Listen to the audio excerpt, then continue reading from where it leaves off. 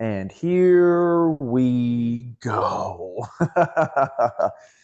Perfect. Welcome to the LaFrance paradigm. My name is Robert LaFrance. We are getting set up here live on Facebook and Instagram. And tonight I'm going to be discussing how leadership in network marketing is significantly better than the military or corporate America, and for multiple reasons. Okay. I want to share how leadership in network marketing can be your place, your new place to call home if you're a leader or you're a natural born leader and you're looking for a place to become a leader and grow and have all the resources. Okay. Network marketing is a great industry for the straight up fact that we are surrounded by entrepreneurs who want to be successful and bring value to the marketplace and earn a living by doing so. Okay. If you are interested in creating a brand for yourself or making an impact in some way and understand the value in that, there is personal development surrounded industries like real estate and network marketing. And the biggest difference that I can share right off the bat from working with leaders in and out of network marketing, my military experience, and working in corporate America is that attitude is a huge differentiator between uh, being a good day at work or being a bad day at work. Okay. First and foremost, my experience in the military or working with corporate America, whether or not people want to be there, is this attitude that people have. Sometimes they don't have a say or don't think they have a choice to participate in the workforce that they're in. And so that can become oil in the water of the workforce. And as a leader, that can be really challenging because you're working with people who may or may not have a good attitude or who may or may not respect the values of the workplace. And it's something that you're going to be constantly managing and taking deep breaths in when you're working with people and trying to develop the workforce into leaderships and taking ownership in what you're doing. Now, coming from a place of the military background, looking around and the commands that I've been in, some of the morale that I've been around, we were feeling deflated and we often had challenges with our leadership. I mean, in some cases, people die from poor decisions from leadership. And so, what makes leadership in network marketing that much better? Well, um, my Instagram paused, so I apologize for the pause. But the fact is that we care about your success. Not only do we have the tools and the systems for you to be successful, some of these industries, our success depends on your success. In order for you to be successful, we have to make sure we show up for you. We have to make sure that we give you the training and give you the motivation and remind you that you might not be making your bonuses, or hey, remember you said that you wanted to make $5,000 a month. Where are you at with that? Versus, hey, why aren't you here on time? When you're working around entrepreneurs, in order to put bread on the table and provide for their families, for our families, we need to show up and make sales or do something of service in order to get paid for that. Whereas in some other places, we can just clock in and disappear and hang out and do half-hearted work and efforts, which degrades the quality of the workforce. It affects the company culture. And like I said, becomes that oil in the water. And so in order to reduce that, leaders, both in the corporate workforce and in the entrepreneurship workforce, have to show up in some way. Now, when it comes to taking a toll on our energy and the time that we're putting into our workforce for the results, what is the return on the investment for us? What is the return on that for the entrepreneurs or the new people coming into the company, or whether that's corporate or network marketing? Is what are your goals? Does someone have serious goals and wanting to participate in the workforce? Are they trying to, reach the top rank of their company and become the number one uh, person in their company? And what does that entail? And what are the efforts that someone has to accomplish to do that? I remember when I was in the Navy, in order to become an EP sailor, an early promote sailor, we had to do so much volunteer work. We had to do so much around the command. And then once we completed our evals, we had to submit that to our leadership, where they would either accept what you typed or they would completely rewrite it and give that promotion to somebody else because they were getting ready to transfer or whatever the case may be. So in some environments, in some workforces, it doesn't even matter how hard you show up because there's always someone that is in a higher hierarchy position where they can adjust and influence your success and your results, which is part of the reason why I decided to leave the military. My life is important to me. My family is important to me. I wanted to make more income than what I was able to make while being enlisted in the military. And so I got into real estate and network marketing, and now I can earn as much money as I want. I can get paid daily. I can make an impact. I can connect with people. Some of my favorite things about what I'm doing is having the dream conversation. When I do my mentorship on Veterati and people schedule calls with me, they say, hey, Robert, I saw that you're in real estate. I want to start businesses. I don't really know where I'm going with it. What can I do? And that dream conversation about, okay, well, where do you see yourself in 5 years? How much money do you want to be making? What does your schedule look like? Are you gone all the time? Are you traveling with family? Are you a stay-at-home mom or dad? What are you working remotely? Are you posting on social media? Do you have to make 1,000 phone calls a day? Do you have to deliver 1,000 newspapers from 2 a.m. to 5 a.m.? What does your dream look like? And in that environment of being a leader, sitting down with a new person, having a game plan interview, that gets exciting because both people are sparking their creative juices. They're talking about what their lives could be. And then you have a mutual agreement to be there for each other. The new person has a sponsor or a leader, a mentor to look up to and say, hey, I know you've been doing this for a long time. How do I get to where you're at? Or, hey, I have a question about this. Can you better answer this for me? And the leader can provide resources, training, masterminds, workshop, group calls, third-party calls, connect you with other people within the company that are doing the thing, that are aligned with your values and mission.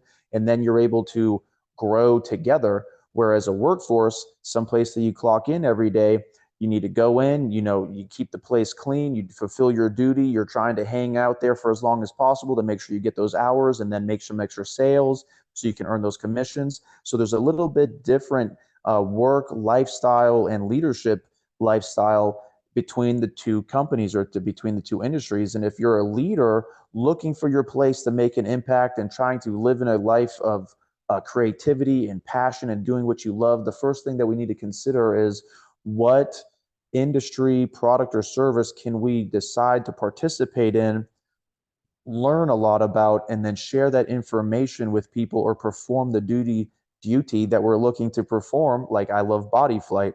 I love that I can go into iFly and fly and connect with first-time flyers and share my passion of the dream of flight with people, while also train and improve my skills while connecting with other athletic professional people of a similar mindset where we're hanging out and doing the thing.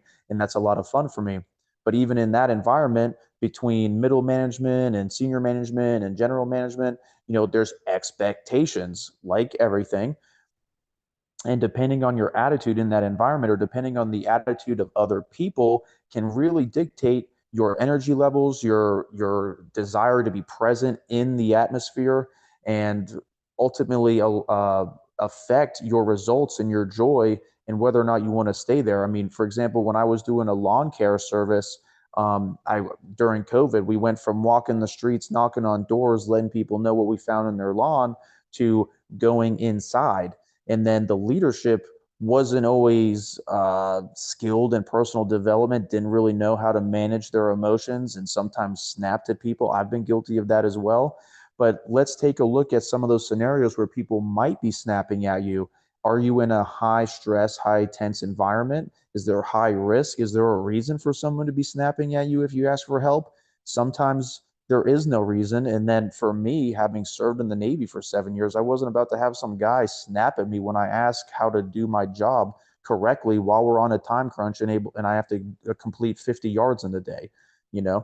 In a entrepreneurial space, in network marketing and real estate, we get to have a conversation about, hey, where do you want to go? How do you want me to show up as your mentor?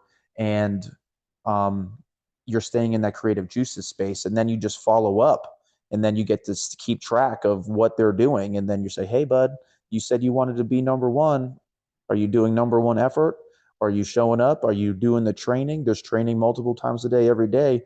Are you making excuses? Are you taking this seriously? Are you trying to do this part-time spare time? Well, if you're trying to do this part-time spare time, you might not be getting those, full-time results that you're looking for. So when it comes to making a decision of where you want to call your home, the best thing is to figure out what kind of schedule and lifestyle you want to be living throughout the day. How do you want to wake up? Do you want to wake up and go to the gym and say your prayers and then jump on a team Zoom call where you're getting all fired up, and then you all break off and then, start making calls? Or do you want to make videos, training videos on how to become a better leader, or how to make up, or toy reviews and stuff like that, or sharing information for a commission? One of the things I love about my company is that we help people, we prevent people from getting taken advantage of. We people get taken advantage of all the time. Building wealth, there's legal transactions and everything that we do in the real estate deals and asset management, estate planning, speeding tickets, driving cars. I was able to connect with so many Uber drivers over the weekend. I was an Uber driver. I didn't decide to be an Uber driver because I loved driving and putting wear and tear on my car and being a taxi. I needed extra cash, and I knew that I had a car and I had extra time, and I knew that I could just turn that thing on and get paid for driving people from A to B, and then maybe make some good real estate connections. Same thing happens as a passenger. I get to connect with people, the drivers, and say, hey, I used to Uber drive. How are you doing? What'd you do before? Oh, you do this full time now? You looking to make some extra money? Yes. Almost everyone today is looking for a chance to make extra money without taking advantage of people, without participating in scams. So how can you do that? All right, that's the question. And you need to do your due diligence. You need to do some discernment, some research, and figure out what works for you. And until you can shift your schedule from maybe a place that you're not so happy with to gradually focusing into putting your time, your money into resources that allow you to do more of what you love, and then essentially change your whole lifestyle. Now, it's really important that you don't look at other people's lifestyle and say, I want to live like that, because you have your own plan, you have your own dreams, and it's going to be unique to you and what you're trying to do. Okay. But if you're a leader and you actually want to be there and put the time and effort into personal development and training and your success and have access to systems, this is a great opportunity. I want you to keep an open mind and see what's available out there for you. Network marketing is an awesome industry. There's a lot of products and services that you can participate in. I've been a part of a few of them, and I found my home with Legal Shield because of all the legal transactions that are happening. It benefits my family. I use it in my real estate. I can do it from home. I connect with people. There's training. I'm in Oklahoma City right now after my national convention, where I got to connect with other veterans implementing this in their daily lives, or existing businesses, or representing full-time independent associates. Okay. So the difference between a workforce and entrepreneurs is that entrepreneurs understand that they want to be there and they have to be there in order to bring the lifestyle that they're trying to achieve. And matter of fact, entrepreneurship is one of the two areas, or if not the only area, where someone can really make something of themselves and make a huge living and rewarding place of service for the people in the community that they create, because you get to make it your own. Your schedule is your own. Now, you still have to do income producing activity, especially if your results aren't consistent yet. But that's why network marketing or real estate portfolios are so great, because once you start making sales and you start building that residual income, well, then you have money coming in when you're sleeping. You're waking up to deposits. And so there's, out of the four categories of income or work that Robert Kiyosaki talks about, whether you're working at a job or you're investing and you got that passive income, you want to slowly start designing your life and putting your effort into the areas where you're going to have reoccurring residual income, so you don't have to worry about it and you have the flexibility to make a decision. Or if you're someone like I connected over the weekend, that you've worked at a place for 17 and 20 years, and then they finally say, hey, you're laid off. We don't need you anymore. What are you going to do? All right. For me, I love working at iFly Virginia Beach. Virginia's a work at will state. Anything could happen while I'm there. And I don't have to worry about if someone has a bad day, or if I have poor communication with my leadership, or God forbid that an accident happens and they say, hey, we got to let you go. I'm good. Financially, I'm good. I'm going to be a little bit heartbroken because I love body flight and sharing that connection with first time flyers and coaching skydivers. And I just love to fly all day. I get to be Peter Pan. I get to go up and down and do all these aerobatics. It's a lot of fun. I've always dreamt about being a competitive body flight athlete. But let's say something happens and then I don't get to do what I love anymore, someplace that I'm building roots in. Well, then I have backups, and I have something. I have support. I have skills, and I have ability to earn uncapped income potentials by including a service that everybody needs and can benefit from. Particularly, my niche is real estate investing and helping veterans start businesses and manage service member benefits, military relocation, closing attorneys, contract review, and then, if they have children, even their children get access to these services, because who wants their teenage child, driver or a passenger in another car, if they get pulled over in the wrong place at the wrong time and they don't know their rights, well, they just don't have any, you know? And so it's not always the sexiest thing, like, oh, legal rights and stuff like that. But the thing is that we live in a world where there's police, there's law, there's misunderstandings, there's being in the wrong place at the wrong time. I mean, you turn on the news, there's always something bad going on. And so there's an opportunity to really help people if they are open minded to helping themselves. Okay. So if you're looking to find a place to call home as a leader, looking to sharpen your skills, develop as a leader, make an impact, work with people who genuinely want to be present and support you and have fun and go on trips and make great memories helping people and having parties or going on cruises, whatever that case is, that's a totally different atmosphere versus working in a place where you're contractually obligated. I have to be here. Who works with someone who's always talking about where they used to work, and how they used to make so much more money and how this place is that place and blah, blah, blah, blah, blah. That kind of mindset and conversation is a drain and is a negative influence on the workforce. Okay. And as a manager or a leader, you have to make that decision if you're in that type of work environment, a corporate work environment, where you're like, man, I'm limited on staff here. This guy's not helping us, but I got to keep him, and so what kind of negative effect does that do on the entire staff's energy, motivation, desire to be there, interaction between customers? And it's something that you have to think about and consider as a leader. And so what kind of life do you want to be living? So that's my food for thought. I think that network marketing and being an entrepreneur is a great environment to sharpen your skills as a leader, especially as a transitioning military service member, because we have so many skills, high risk skills. We know we have a no nonsense. We swore to, defend our country up to our lives. So, making that commitment to ourselves and betting on ourselves and our results, we've already showcased all those strengths in military service that are great and transferable into the civilian workforce. And all you got to do is find the right mentor, find the right team, or believe in yourself and say, you know what, that doesn't resonate with me. They don't resonate with me. I think I can do it better. And then go out there and do that. And you want to be surrounded by those kinds of people because they have growth mindsets, they have positivity mindsets. We are the average of the 5 people that we hang out with. If you hang out with 5 broke people, you're guaranteed to be the 6th. Same thing with negative people, and then same thing with rich people, whether that's health, wealth, or happiness. You hang out with 5 happy people that are talking about how grateful they are and how God's been so good to them and how they're going on fun vacations and doing awesome stuff. Well, you're going to be the 6th person that's always finding the light in the darkness and sharing that with other people, And so that's just human nature. So I believe in you. Bet on yourself. Look for opportunities. If you have any questions about starting a business, what I'm discussing, what we do with Legal Shield or real estate investing, comment below, comment checklist below. I have a free checklist at theveteransmentor.com where I give the keys to the kingdom away for you to identify how to buy cash flowing multifamily real estate.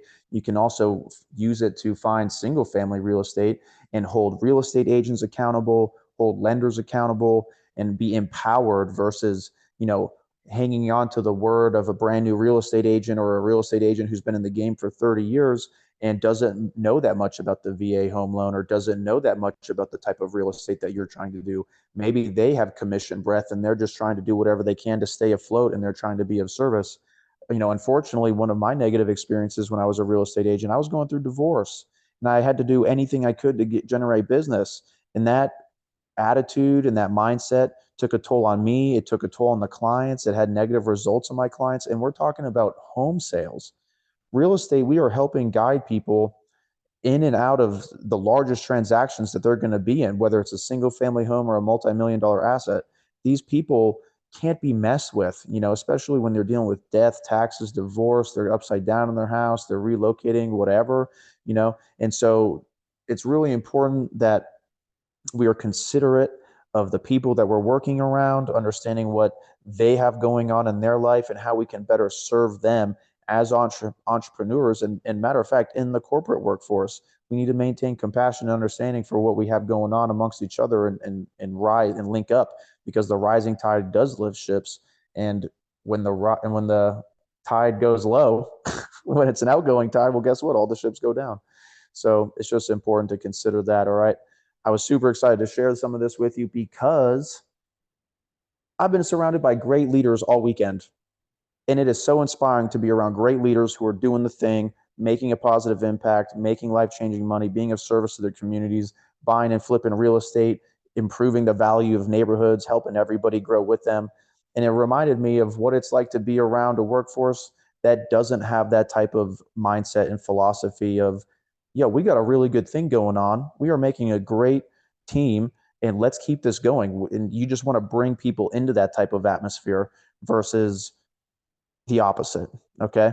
So if you found value in this, drop a comment. Let me know what you found valuable. Make sure you like, share, let people know what we're going on here, and make sure you subscribe and follow. Okay. I love you so much. Have a great one.